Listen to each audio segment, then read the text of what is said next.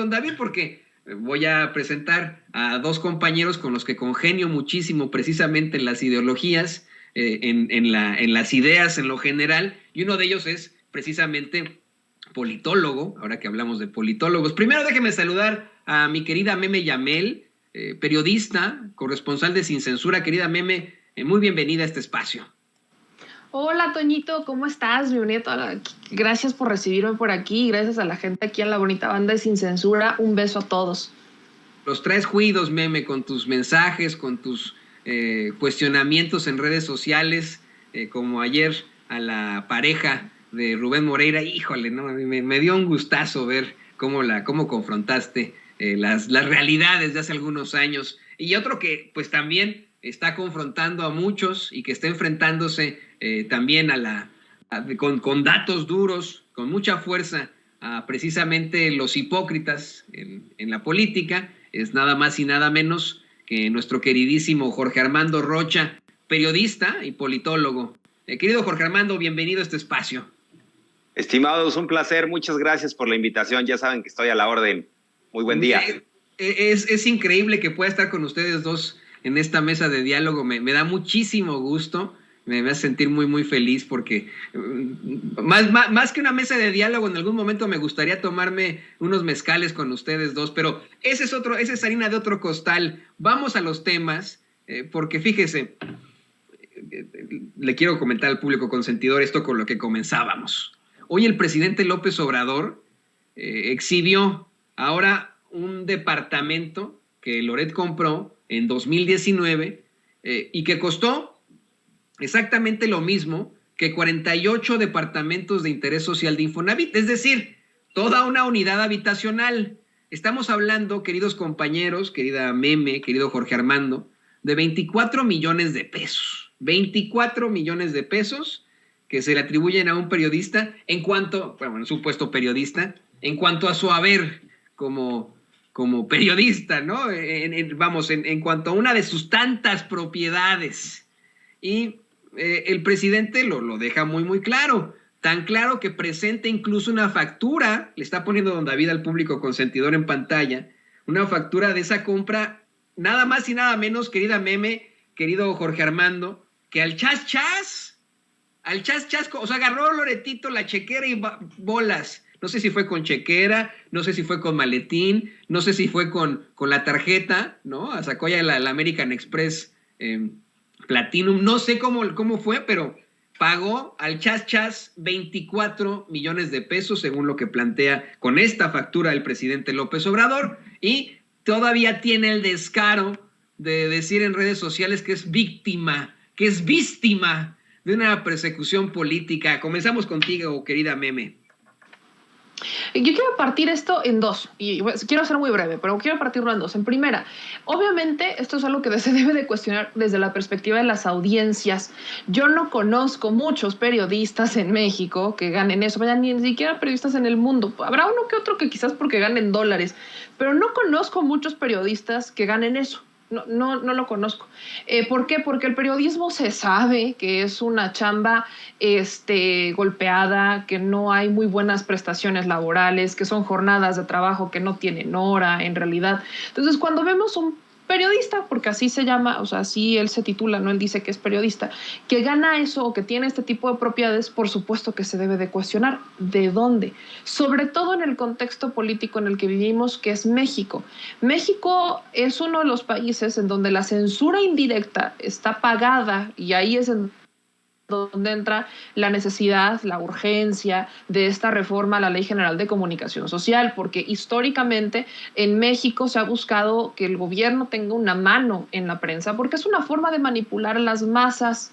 Entonces, no es extraño si nosotros nos regresamos a la historia, desde la imprenta, ¿no? El control que tenía el gobierno sobre la impresión de los periódicos, posteriormente el tema del presupuesto, las concesiones. O sea, vaya, el gobierno mexicano siempre ha tenido una mano metida con la prensa. Entonces nunca ha sido realmente libre. Y cuando venimos a tiempos modernos, vemos que esta mano que ha metido los gobiernos hoy se traduce en presupuesto. Y lejos de lo que hoy vemos, porque hay que decirlo así, hoy también se les está dando dinero, mucho menos, pero hoy con todo y ese presupuesto, la prensa puede salir a hablar lo que quiera del presidente. Ejemplo, tenemos El Financiero, El Universal, Televisa, TV Azteca, tenemos, prensa digital y prensa impresa y radio que recibe presupuesto del gobierno federal y que puede salir a decir lo que quiera del presidente. Así es como debería de haberse manejado durante toda la vida el dinero, pues, o al menos el manejo de los medios. Pero vemos que eso no ha pasado y vemos que cada que el gobierno soltaba dinero, lo soltaba para vender mentiras, para manipular a las masas, y la prensa se dejaba, lo permitía, no lo cuestionaba. Sus cuestionamientos eran sobre todo aquellos a quienes no les pagaban o porque había otro cheque de por medio de los empresarios para golpear a esa administración, como el caso de Mexicanos contra la Corrupción y la Impunidad, que sí, ¿no? Ellos hablaban de nosotros sacamos investigaciones como la estafa maestra y no sé qué. Bueno, ellos las financiaban, pero ¿cómo las sacaron y en qué contexto las sacaron? Para golpear a una administración con la que ya empezaban a tener diferencias, que en este caso era con la de Enrique Peña Nieto y al término de su administración. Así que no estamos viendo una prensa que fuera libre. Y eso es el cuestionamiento que se le hace a Loret. O sea, el dinero que él ha recibido ha sido en su mayoría de un presupuesto, ha sido como lo que cae del presupuesto público. Por eso se le cuestiona. Y yo siempre he apelado que al menos aquí en México nos hace falta mucho un modelo similar al que tienen en Estados Unidos. No quiero decir idéntico, pero sí similar, en donde se transparente. Que cada quien, o sea, no está mal, y hay que entenderlo, no está mal que un periodista o que un medio de comunicación tenga una tendencia. No está mal que diga, oye, yo soy simpatizante de la derecha, yo soy simpatizante de izquierda. No está mal. De hecho, creo que es mucho más sano, porque le estás diciendo a la audiencia, hey, esto soy, o sea, esta es la persona que soy, esto se trata de mi medio, aquí vas a encontrar este tipo de contenido, para que sepas, es como una advertencia inicial, ¿no? Aquí vas a encontrar este tipo de contenido, ya sabes a qué vienes. Y si la gente se quiere generar un criterio propio, pues entonces ve contenido de ambas partes o de las partes que sean. Aquí en México tenemos esta falsa neutralidad que lamentablemente ha jugado mucho un rol que está cargado a la derecha.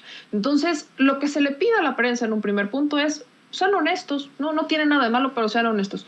Y lo que vemos en el caso de Loret, y hay que entenderlo así, es que Latinus es un medio que se consolidó para golpear, para hacerle un contrapeso a Andrés Manuel López Obrador. No tiene la finalidad de informar, no tiene la finalidad de contribuir a la sociedad o de que la gente se genere un criterio propio. Su única finalidad es golpear a la administración. ¿Cómo lo sabemos? ¿Quiénes son los que están detrás del medio? ¿Quiénes son los dueños? Los madrazos. Estos intereses políticos que históricamente son adversarios de Andrés Manuel López Obrador. Así que la audiencia debería de tener claro eso, porque aunque ellos no dicen quiénes son ni de dónde salen sus recursos, lo sabemos, se sabe. Y la gente por default debería de saber a qué se debe y qué es lo que va a encontrar ahí.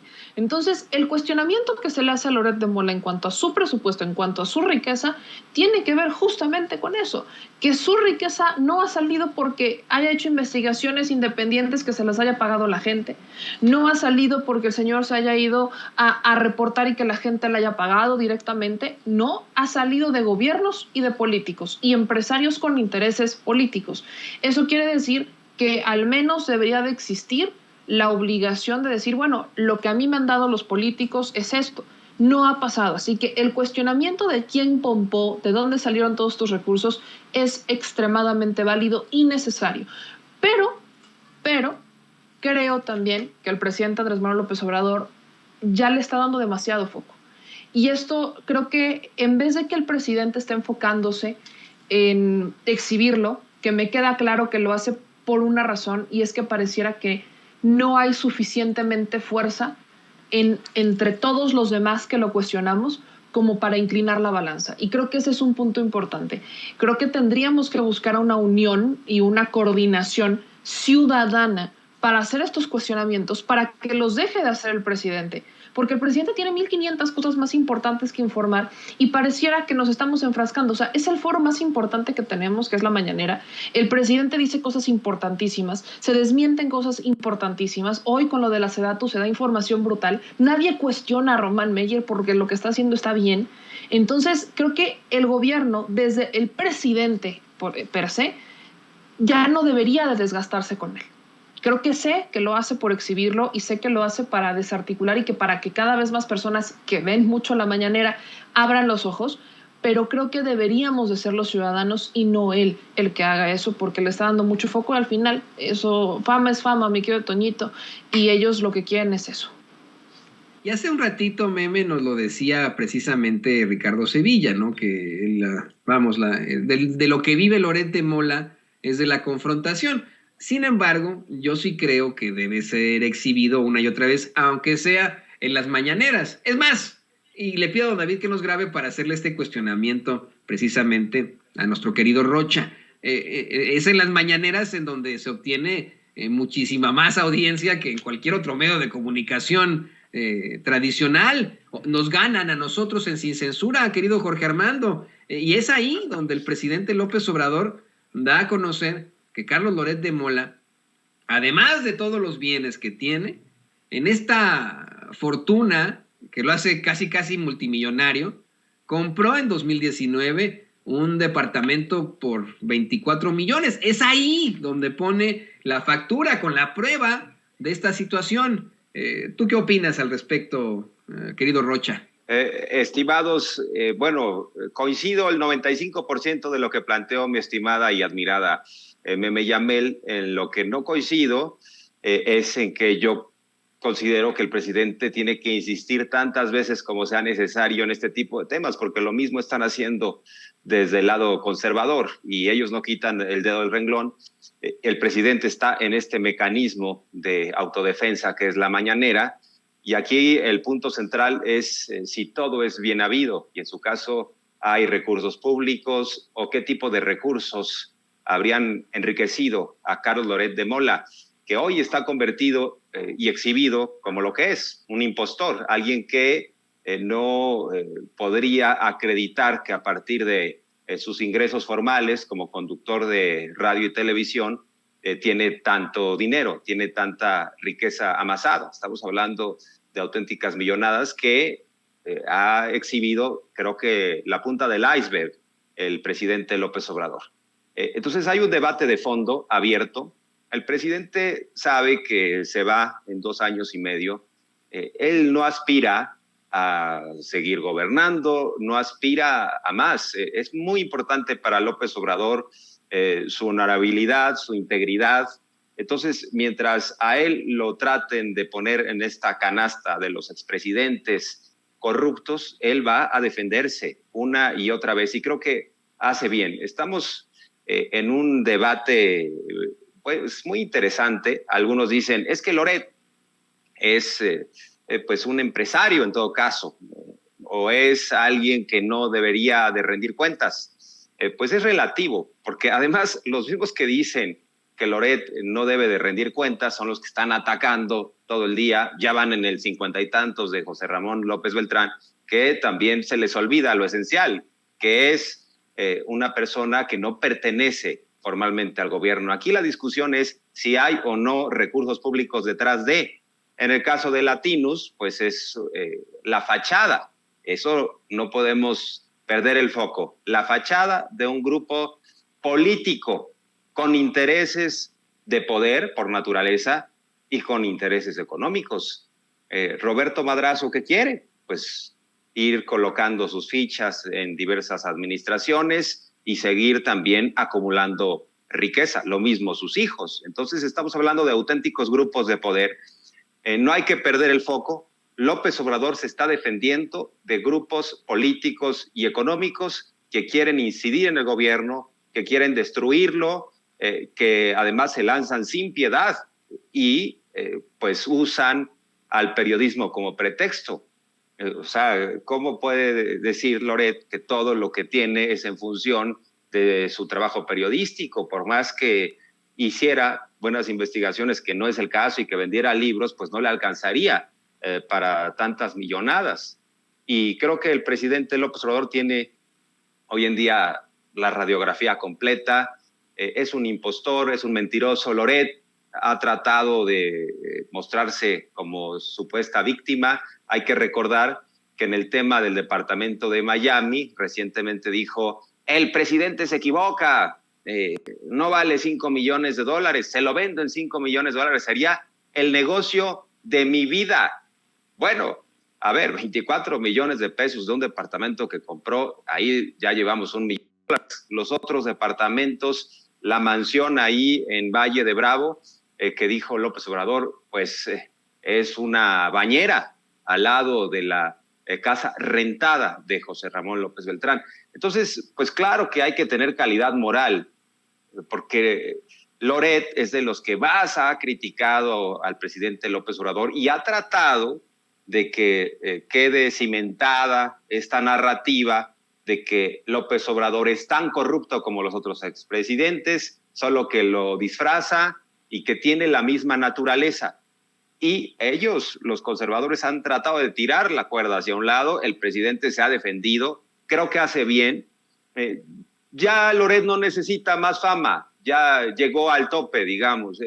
Es un tema de un debate abierto que el presidente debe seguir en esta defensa, porque yo creo que también los seguidores de Loret pues ya no escuchan. Ellos lo que quieren es que Loret siga golpeando al presidente, no les importa de dónde salen los recursos, porque lo que les interesa es dinamitar el discurso de López Obrador, pero el presidente haría mal en someterse a esa agenda, agacharse. Yo creo que les daría más poder si el presidente guardara silencio. Entonces, básicamente, lo que pienso en una aproximación, estimados. Así es, y los seguidores de Loret son los seguidores de Chumel Torres, ¿no? O sea, hay que dejarlo muy, muy claro. Es imposible cambiarles el dogma, eso quiero aclarar, ¿no? A cualquier conservador en estos momentos, yo diría mayor de 30 años e incluso mayor de 25 años, va a ser imposible cambiarle el dogma porque desde que son niños les han puesto la idea de que en las escuelas privadas, de que Benito Juárez era un malvadón, de que deben ellos tener una idea racista y clasista de la vida, y a partir del 2000 les pintaron a López Obrador como el peor demonio de los demonios. Entonces, debido a ese dogma, eso es un dogma, esa es la realidad, no van a cambiar nunca, pero es bueno que puedan seguir siendo exhibidos. Y le pido a don David que nos grabe. Hablando de dogmas, está el dogma del priismo, uno de los que tal vez preocupa muchísimo. Yo y el presidente López Obrador, Meme, comienzo contigo en esto, híjole, le puso disculpe usted la palabra, pero le puso una verdadera madriza a Alito Moreno y a Rubén Moreira por votar a favor de las empresas en lugar de los mexicanos. Comienzo contigo, Meme, porque tú ayer exhibías precisamente a la pareja sentimental de Rubén Moreira, quien ahora es candidata a la gubernatura de Hidalgo, a Carolina Villano. Hoy el presidente, asegurando que Lázaro Cárdenas nacionalizó el petróleo y López Mateos nacionalizó la industria eléctrica para los mexicanos y que ambos eran del PRI, cuestiona qué tiene que ver Alejandro Moreno con ese pensamiento si votan en favor de las empresas, o el jefe político del PRI, Rubén Moreira. Y para ponerle, bueno, pues más sal, más limón a la herida, lee la carta de López Mateos en la que se asegura que solamente un traidor entregaría su país a los extranjeros, querida Meme Yamel. Hay que poner varias cosas sobre la mesa, mi querido Toñito y mi querido Jorge, porque aquí estamos hablando de un PRI, ¿no? Del PRI que nacionalizó la industria eléctrica, el PRI de la expropiación petrolera. Entonces, moralmente, el PRI tiene una responsabilidad con la reforma eléctrica. Además de la reparación del daño, claramente, una reparación del daño por la reforma energética del 2013, una reforma energética que se aprobó en minutos, que no se discutió, una reforma energética en la que gastaron millones para decirnos que iba a bajar la luz y que eso fue mentira, una reforma en donde el propio secretario de Energía en su momento, ¿no?, terminando la administración de Peña, reconoció que nunca estuvo destinada para bajar la luz, al menos en 30 años. Entonces, estamos ante una reforma eléctrica que es incluso consecuencia de una decisión de diversos amparos, porque hay que recordar, porque hoy también se decide eso, sobre la ley a la industria eléctrica. ¿No? Recordarán que esta es una reforma que inicia el presidente, o sea, una reforma a la ley para hacer ciertas modificaciones a la actual ley energética que tenemos en el país y que se pudiera como resarcir el daño. Ok, se aprueba, sale y viene esta ola de amparos en donde la frenan y hasta hoy sigue frenada esta ley que tendrá que decidir la Suprema Corte a ver qué pasa. Pero como viene toda esta ola, entonces el presidente dice, bueno, no lo quieren por las buenas, vamos a hacer una reforma a la industria eléctrica, que creo que es la reforma más importante en México, es la reforma más importante. Y el Partido Revolucionario Institucional tiene todo este contexto para aprobarla. Curiosamente, y aquí vienen datos importantes, es este PRI que sabe que la tiene que aprobar, saben que la tienen que aprobar. Cuando estuve en Nuevo León, o sea, el PRI solamente hizo una sola asamblea para la reforma eléctrica, solo una. Y esa fue en Nuevo León. Y en esa asamblea, jóvenes de la Autónoma de Nuevo León le entregan a Alito Moreno 200 firmas para que aprueben la reforma. O sea, la gente, los jóvenes de Nuevo León, 200 jóvenes de Nuevo León, le dicen a Alito Moreno, aprueben la reforma eléctrica. ¿Qué hace el PRI? La desestima, dice no es cierto, no, nada, ¿no? Este PRI que un día sí, al otro también dice una cosa y luego la cambia. Y es justamente el tema. Hoy lo decía el presidente en la mañanera. Es un PRI que fue, desde que se presenta la iniciativa, dicen no la queremos aprobar, no va a pasar. Luego es este PRI que dice vamos a posponer la discusión hasta después del proceso electoral. No pasa, la discusión inicia, empieza este foro de Parlamentos Abiertos, nos presentamos al Parlamento Abierto, me invitan a mí al Parlamento Abierto, invitan expertos al Parlamento Abierto, invitan a compañeros comunicadores, periodistas, ciudadanos, o sea, invitan a gente al Parlamento Abierto y en el debate se gana el sí por la reforma eléctrica. No hay argumentos en contra de la reforma eléctrica, no los hay. Ni siquiera quienes fueron a defender la energética del 2013 tenían argumentos reales, se trababan, tenían que leer. O sea, no había un argumento real y sustancioso en contra de la reforma eléctrica. Después el PRI dice, vamos a ver si Morena realmente quiere aprobar o presentó esta ley porque le interesa a la ciudadanía o si es electoral. Estos son puntos claves para entender la transición del PRI. Y dice que la quieren posponer hasta después de las elecciones.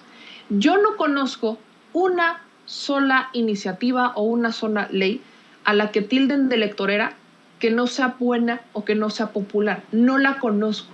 Entonces, cuando el PRI, PAN, PRD, porque esto lo dijeron los tres, dicen que quieren aventar la discusión y posterior votación de la reforma eléctrica hasta después de las elecciones para ver si es honesto Morena en su intención con la reforma, están diciendo que es necesaria, la están reconociendo.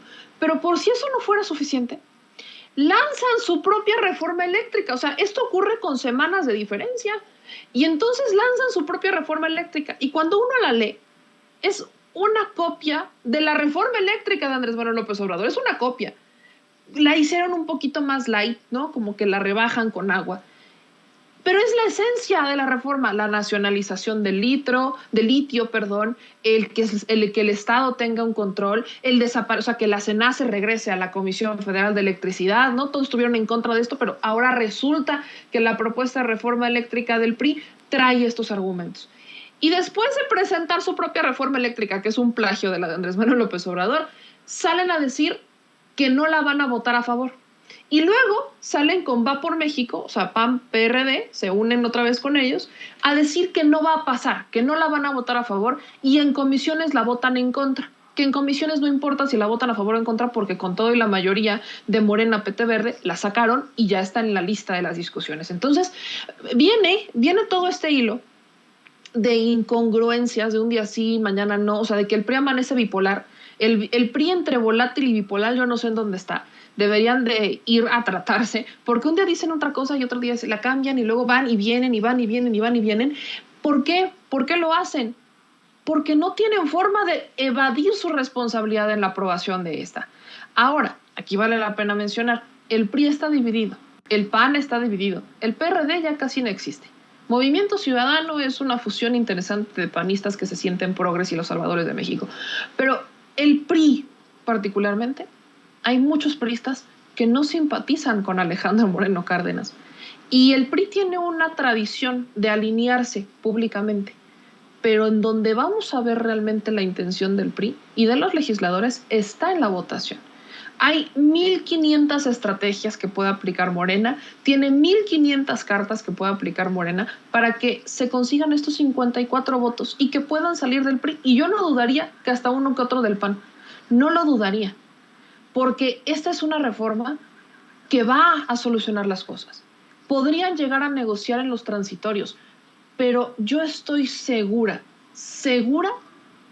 que esta reforma se va a aprobar porque los mensajes que han dicho unos y otros han sido tan interesantes, tan viscerales, tan diversos, tan variados, que ya ni siquiera ellos se entienden. No va a faltar el legislador que va a ser difícil, va a ser un debate intenso, no va a salir a la primera, va a ser un proceso. Pero en la votación final yo les apuesto lo que quieran a que vamos a tener priistas que van a traicionar a Alito Moreno y que van a traicionar a las cúpulas del PRI, como ya lo han hecho muchas veces. Eso creo que es la clave. Seguramente lo que harán es pues votar a favor de la reforma eléctrica y ese será su boleto de entrada a Morena. Esa es mi opinión. De hecho, le pido a don David que nos grabe porque creo que es muy, muy claro, Jorge Armando, lo que está ocurriendo. Meme lo menciona claramente. No es que sean volátiles, sino que están muy, muy pendientes de esos intereses que puedan tener a nivel partido en medio de una serie de diferencias. Pero, ¿qué importan ya esas diferencias? ¿Qué importa ya los intereses del PRI si es un partido destinado a la ruina? Vamos, si no es que mañana veamos el fin del PRI, sí se ve cercano su fin en algunos años. Y muchos de esos políticos buscarán saltar precisamente del PRI hacia Morena, diciendo, no, es que nosotros votamos por la reforma eléctrica, congeniando absolutamente en el ideario de Lázaro Cárdenas, congeniando absolutamente en los idearios que buscaron el bien de México. ¿Qué nos puedes decir sobre esto, Jorge Armando? Pues todo un tema fascinante lo que plantean, porque en efecto podríamos hacer todo un programa, una discusión de qué es el PRI hoy en día. Y el PRI al que hace referencia el presidente López Obrador es al priismo posrevolucionario que edificó instituciones muy importantes como la Comisión Federal de Electricidad, que también construyó a Petróleos Mexicanos. Es ese PRI al que el presidente está haciendo alusión, pero hay que reconocer que históricamente el PRI que venció es el que sigue operando, el PRI neoliberal. Hubo ahí una disputa interna. El PRI se hizo un partido muy grande, muy vasto, con mucha extensión y que habían lo mismo empresarios muy cercanos a la derecha que hombres y mujeres de izquierda, los sindicatos, la CNC, los sectores campesinos, los sectores obreros. Entonces, lo que sí es un hecho es que estamos observando que ese PRI neoliberal no ha muerto. A pesar de que el propio Rubén Moreira, y esto lo enmarco en el mar de contradicciones que existen, por eso es un tanto complejo analizar esto, como dice Meme Yamel, están ahí inmersos en estos mensajes contradictorios. Rubén Moreira hace algunos meses, no sé si lo recuerdan, en un congreso nacional priista, aseguró que ya habían pateado al neoliberalismo. Y bueno, pues muchos dijimos, caray, pues ¿qué está diciendo? O sea, está públicamente deslinándose de Salinas, de Enrique Peña Nieto, que pues él fue parte de todo esto. Y muchos no lo creímos, que ya habían pateado al neoliberalismo. De alguna manera, públicamente se estaban quitando estas cadenas para que pudieran ellos abordar temas que no se abordarían bajo esquemas más cercanos al neoliberalismo. Pero ahora lo que observamos es que la lógica perista del acuerdo popular ganó. Alejandro Moreno Cárdenas sale a dar este mensaje. En la mesa negoció con el dirigente del PAN, con el dirigente del PRD y sobre todo bajo la supervisión de Claudio X González, ¿no? Entonces estamos observando eso, en buena medida, un PRI neoliberal que ha vencido, que lleva años en ese sentido operando. Podríamos decir un tanto ingenuos los que pensamos que el PRI podía cambiar. Finalmente son los mismos que aprobaron en el sexenio pasado la reforma energética de Peña Nieto, que es precisamente el fondo del problema, entregarle un pastel a los sectores empresariales transnacionales sin importar lo que le pueda pasar a millones de mexicanos y de mexicanas. Entonces, estamos en medio de ese proceso. Es muy claro también lo que planteas, estimado Toño. Para mí sería una elección racional, o sea, sería una decisión, perdón, es que se me regresa un poco el sonido, pero para mí sería una decisión racional que hoy en día un legislador priista o una legisladora priista le dijera a Alejandro Moreno Cárdenas, ¿sabes qué? Pues muchas gracias, yo voy a apoyar, yo voy a manifestar mi respaldo a la reforma eléctrica, porque pues han dado Alejandro Moreno Cárdenas, Moreira, esta dirigencia, todos los argumentos para que los priistas corran. O sea, el barco hace agua. No por nada, Quirino Ordaz dijo, yo prefiero una embajada. Lo mismo el exgobernador de Campeche, priista, Aiza González. Hay que recordar que el gobernador era Alito y después se fue de presidente del PRI, dejó a Aiza González. Aiza González se va de embajador. Imagínense el mensaje. Es corran, porque además el partido se está haciendo pequeño y esa es una realidad. El PRI es el partido que más pierde elecciones. Perdió el año pasado estados estratégicos, Sonora, Sinaloa, perdió Tlaxcala, perdió Guerrero. Este año va a perder Hidalgo, va a perder Oaxaca. ¿En dónde van a caber los priistas si no es en Morena? Eso hay que plantearlo en términos prácticos, más allá de ideologías. Y creo que hay priistas que van a decir, realmente la extensión de Morena por los alcances, por el crecimiento, es la extensión que tenía hace algunas décadas el PRI, y ahí vamos a caber. De una vez vamos a votar en favor de la reforma eléctrica y por ahí podríamos encontrar quizá la cantidad de votos necesarias. No sabemos cuántos votos, no tenemos una bola de cristal. Seguramente habrá quienes digan de una vez, porque ¿qué me ofrece Alito? Que no nos diga que lo mejor está por venir. Seguimos perdiendo y perdiendo elecciones y es muy probable que pierdan el próximo año el Estado de México, que ya con eso. Entonces, se van a quedar como cascarón. Es muy interesante el video de ayer de Alejandro Moreno Cárdenas, estimados. Se va a hacer campaña a Quintana Roo y sube un video en donde no aparece la candidata a la gubernatura de Quintana Roo. ¿Saben quién aparece? Pues aparece Alito. Él dijo, vamos a perder, ¿no? O sea, esa es ya la mentalidad. Vamos a perder donde nos paremos hoy en día, pero entonces le voy a sacar provecho. Voy a los estados y voy a promoverme porque él quiere ser candidato presidencial. Entonces los está llevando a la ruina, a la quiebra como partido. Él dice, yo me voy a posicionar, ya no me interesa lo que suceda. Es un grupo muy pequeño. Y vean el video, o sea, no promueve a la candidata, se está promoviendo él en Quintana Roo y le ponen ahí Alito presidente, ahí como que jugando con los conceptos de que él es el presidente del PRI, pero realmente es un acto anticipado de campaña para quien lo quiera leer de esa manera. Pero bueno, parte de lo que quería comentar. Pues es que este sujeto, Alito, además de ser el hombre más desvergonzado y cínico de México, tiene esa idea de que tal vez con un culto a la personalidad, querido Jorge Armando, puede convertirse en el líder de México, pero muy al estilo Kim Jong-un, si me lo permites, y también querida Meme. La verdad es que eso es más que yo ver a una situación en la que se está buscando la salida del PRI de alguna u otra forma del gran problema de cuestionamientos que tienen en estos momentos, pues están tratando de poner la personalidad de Alito. Esto ocurre ya desde hace mucho tiempo. Desde las elecciones pasadas vemos un Alito Moreno que llegaba precisamente a los mítines de los candidatos a diputados y candidatos a gobernadores, siendo él, pues, don Chinguetas, disculpen ustedes la palabra, don Chinguetas del PRI, ¿no? El gran redentor del PRI, cuando pues no es nada de eso. Y tal vez en algún momento puede enfrentar a la justicia debido a los cuestionamientos y acusaciones por su gestión al frente del gobierno de Campeche. Pero sí, miren, el tema, como tú bien lo dijiste, Jorge Armando, es extremadamente largo. Podríamos pasarnos aquí las horas, querida Meme, querido Jorge Armando. ¿Por qué no nos comparten sus redes sociales, querido Jorge Armando, tú que cerrabas este espacio, para que la gente se ponga en contacto con ustedes? A ver, cuéntanos, por favor, querido Jorge Armando.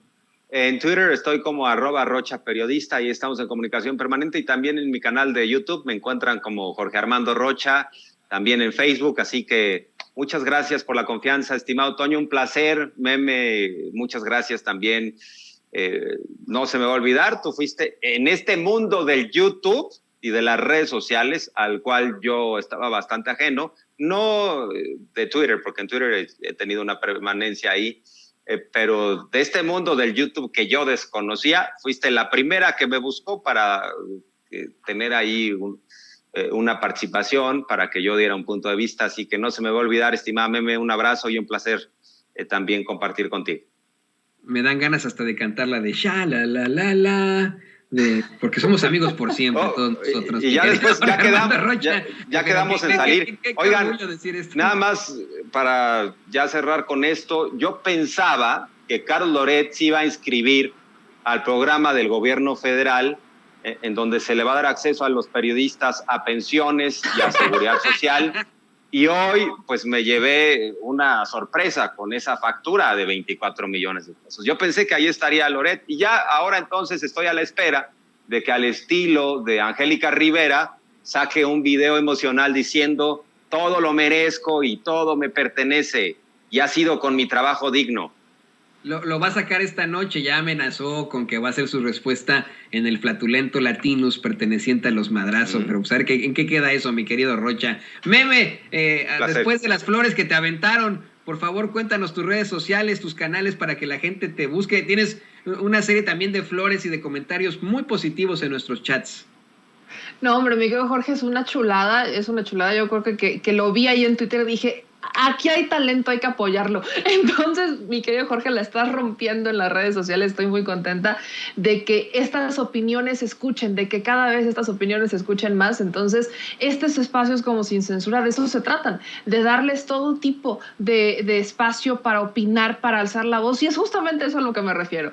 Si nosotros nos organizamos, si nosotros como ciudadanos nos organizamos, la vamos a romper. Imagínense nada más que todos los que estamos ahorita en el chat de Sin Censura nos fuéramos a plantar ahí a la Cámara de Diputados toda la semana de la discusión de la reforma eléctrica. Imagínense nada más, o sea, de cómo se acostumbraban a hacer estos plantones cuando se estaban aprobando el presupuesto para que dieran más dinero. Ahora imagínense la presión que sería, eso sería histórico, no sé, piénsenlo, creo que sería una gran idea para que se vea esta presión ciudadana, creo que sería una gran idea. Entonces, de eso se trata, de tener más opiniones, de tener más diversidad, y bueno, también me queda claro que Loret de Mola ni de broma, o sea, se va a ir a meter a este seguro para los periodistas, digo, no hay manera, no hay manera. Nosotros creo que sí, creo que conozco varios que sí lo harían, pero bueno, gracias a todos por escucharnos en estos espacios, gracias a ti, mi querido Toñito, a Jorge, a Ceci, a don David, a mi querido Vicentón, a todos los que formamos parte de esta familia Sin Censura, porque este es un espacio que está haciendo historia. A mí ya saben que me encuentran en todas mis redes sociales como @memeyamelca, en Facebook, Twitter, YouTube, TikTok, ya no sé qué más, Instagram también. Entonces, gracias a todos por apoyarnos, por vernos y por escucharnos. Yo lo que digo es que va Loretito a buscar este apoyo de pensiones del IMSS para periodistas, y con esos 24 millones pudo haber mantenido a 48 familias de periodistas que vaya que necesitan una vivienda digna. Pero pues bueno, hay que quede. Mis queridos amigos, la querida corresponsal de Sin Censura, Meme Yamel, el queridísimo periodista y politólogo Jorge Armando Rocha, hoy cabalgando conmigo hacia el atardecer. Híjole, me gustaría ahí hasta hacer una especie de ilustración ahí de cómo tuvimos esta muy interesante mesa de diálogo. Nos vemos y nos escuchamos muy pronto, queridos amigos. Muchas gracias por su participación. Y miren,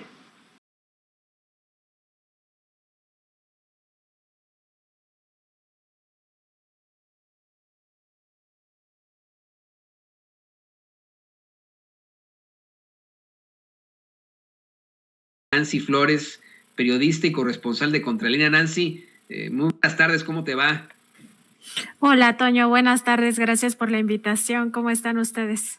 Muy bien, te ofrecemos una disculpa por haberte dejado en línea durante mucho tiempo. Estamos tratando un tema que es verdaderamente importante para los mexicanos. En estos momentos todavía la Suprema Corte de Justicia de la Nación decide si declara constitucional o no, determina que es constitucional o no la ley de la industria eléctrica. Y bueno, pues en eso nos llevamos un análisis muy, muy largo, pero creo que muy objetivo y muy importante.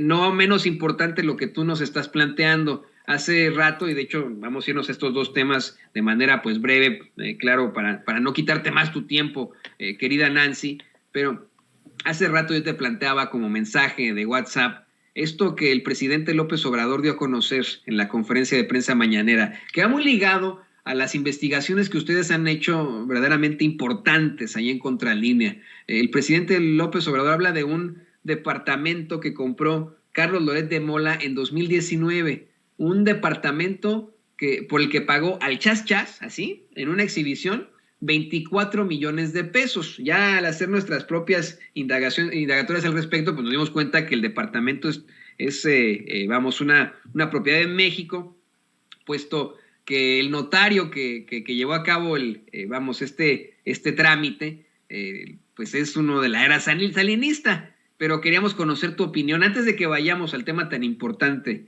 de Ayotzinapa. Queremos saber tu opinión sobre las declaraciones del presidente López Obrador ante ese departamento de 24 millones de pesos, lo mismo que 48 casas, 48 departamentos de Infonavit, es decir, toda una unidad habitacional para Carlos Loret de Mola. Me parece que el presidente ha vuelto a subir el tono en esta pues ríspida contienda que tiene con el comunicador Carlos Loret de Mola, al presentar no solamente este dato, sino también otro dato que tiene que ver con esta propiedad en Valle de Bravo, ¿no? Incluso presentó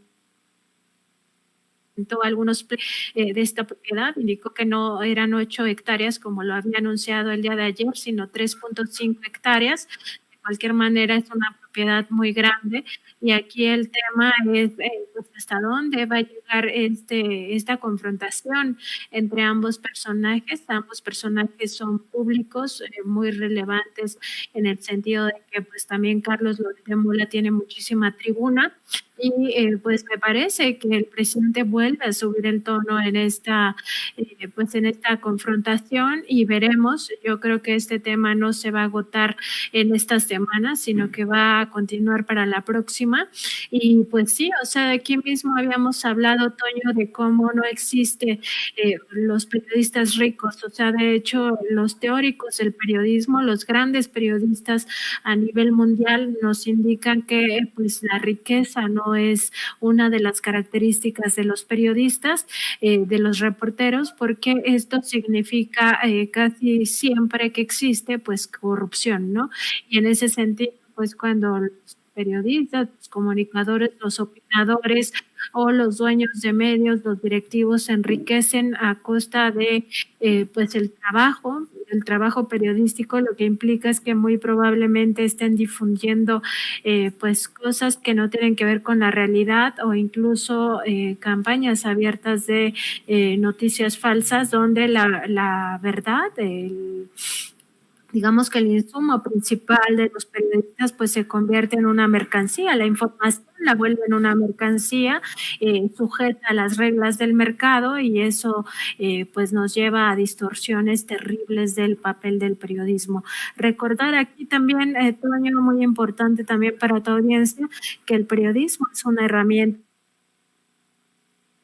para ejercer un derecho a la información que no es patrimonial de nadie, que es de todos los seres humanos tenemos derecho a eso, porque además se le conoce como derecho llave y eso significa que con este derecho podemos acceder a otros, ¿no? Cuando tenemos información podemos exigir nuestra, pues algún otro derecho, como por ejemplo el derecho a la salud, el derecho a la educación, el derecho a un ambiente sano, en fin, a cualquier derecho con información tienes acceso a eso, pero además es una herramienta democrática. La información te permite tomar decisiones en materia de democracia, de participación ciudadana y por eso es tan importante que no se convierta en una mercancía la información comunicación, porque al estar sujeta a las reglas del mercado, pues significa que cualquiera puede modificar esa información, manipularla y al final hacer campañas, pues, como lo que ya hemos visto a lo largo de todo este tiempo,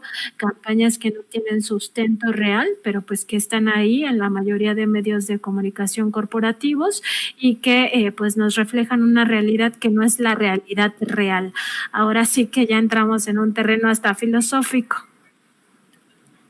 Sí, exactamente lo que platicábamos desde la vez pasada, que es situaciones en todo caso filosóficas, pero que tienen que transmutarse a el silogismo de el periodista no puede estar cercano al poder, el periodista tiene que estar cercano al pueblo y no hay periodistas ricos, eso es pues casi imposible. Me imagino que algunos periodistas acá en Estados Unidos al participar como comentaristas de televisión podrán ganar mucha lana, pero de ahí en fuera es muy cuestionable tener departamentos hasta de 24 millones de pesos, esa es otra cosa. Y Nancy, le voy a pedir a don David que nos grabe.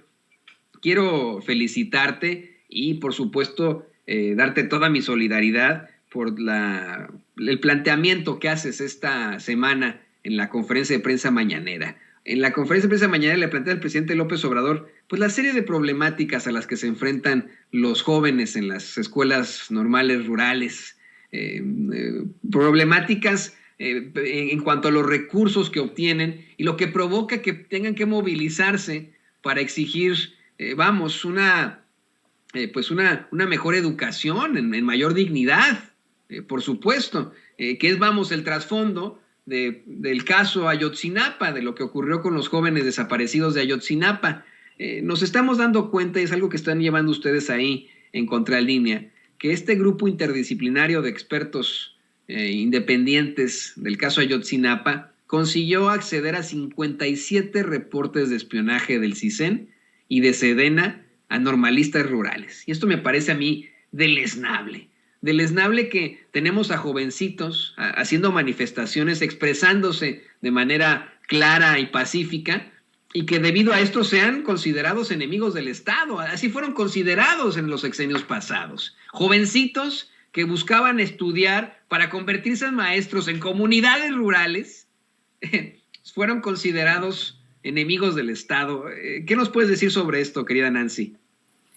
Sí, Toño, fíjate que yo lo que quería plantearle al presidente es precisamente eso, que los estudiantes normalistas rurales siempre se manifiestan por cosas justas, es decir, cada ciclo escolar los orillan los gobiernos estatales a que tengan que manifestarse para tener garantizado el presupuesto para cada escuela normal rural, y esto es porque quedan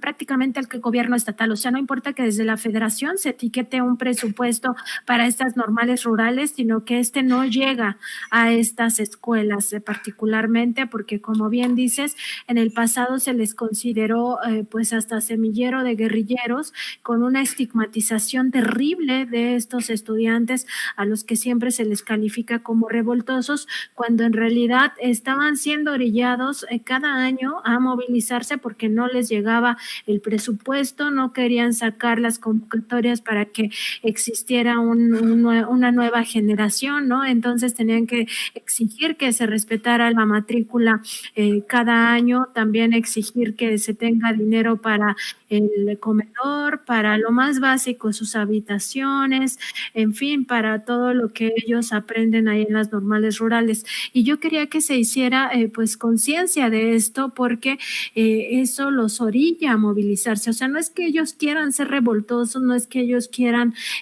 acabar en estas movilizaciones masivas, sino que las propias autoridades de los gobiernos estatales los orillan por tratar de asfixiar año con año a estas escuelas. Entonces, por eso mi pregunta era si a ellos habían evaluado ya federalizar este sistema educativo tan importante, porque como también lo apuntabas, Toño, estos maestros son los que van, maestros y maestras, son los que van a las comunidades más alejadas y además no solamente se trata de que enseñen a los niños a leer, a escribir, a sumar, a restar, a hacer operaciones matemáticas, sino que también se trata de quienes inciden en las comunidades a las que llegan. Ellos estudian 5 ejes educativos en las normales rurales y uno de ellos tiene que ver con producción, entonces aprenden a arar el campo, a sembrar, a hacer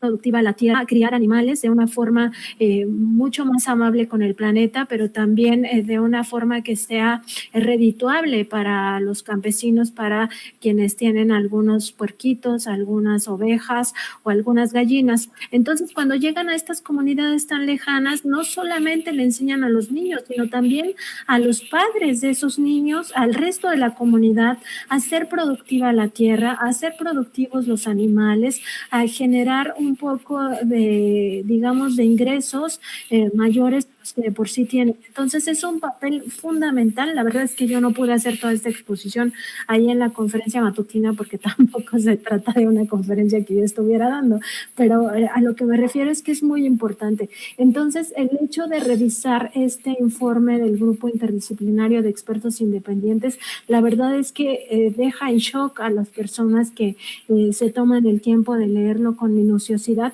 porque sí, es que pareciera que eran enemigos del gobierno federal, de los gobiernos estatales, de los gobiernos municipales. Y en este caso, en este trabajo que presentamos, que tú mencionas, Toño, pues nos dimos cuenta que todo eso que durante muchos años se dijo, ay, los normalistas rurales son paranoicos, inventan que los persiguen y todo, pues no es cierto, o sea, es una realidad.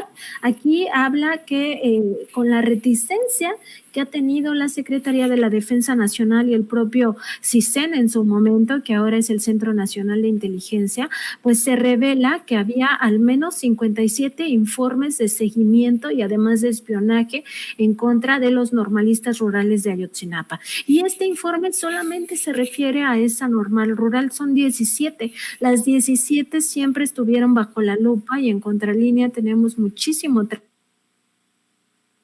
trabajo asales y de todo el seguimiento, la persecución que han vivido durante mucho tiempo, desde que Lucio Cabañas era estudiante, pues lo mismo pasaba con él. Eso está ya muy documentado a partir de todos los expedientes que están en el Archivo General de la Nación, pero en este caso específico el GIEI documenta estos 57 reportes de espionaje a los normalistas de Ayotzinapa, en los cuales se da cuenta pues incluso de reuniones muy privadas e incluso semiclandestinas de la Federación de Estudiantes Socialistas, que es esta FEXUM, Campesinos Socialistas de México, y pues se da cuenta de cómo los normalistas rurales discutían cosas que solo les competen a ellos, porque tanto el CISEN como la Sedena tenían infiltrados a agentes, en el caso de la Sedena, pues a militares, ahí como si fueran estudiantes fachada, así los llama,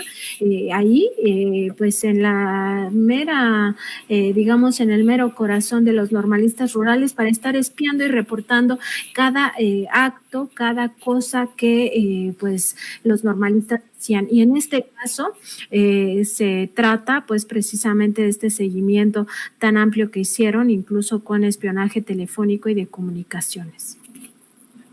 Y que es verdaderamente lamentable, es ridículo que se siga satanizando al gran Lucio Cabañas, querida Nancy. Estoy convencido que la historia lo absolverá, si no lo ha absuelto ya en estos momentos al gran maestro rural Lucio Cabañas, y que en algún momento será recordado más que como un enemigo del Estado que fue asesinado como si se tratara de un animal en cacería, pues como un verdadero héroe y un verdadero luchador por la justicia y por los derechos civiles de los mexicanos. Querida Nancy, por favor compártenos tus redes sociales para que la gente te busque, te lea ahí en Contralínea, después de estas muy importantes y muy interesantes, pero sobre todo propositivas y fuertes investigaciones que tienen ahí, investigaciones periodísticas, querida Nancy Flores.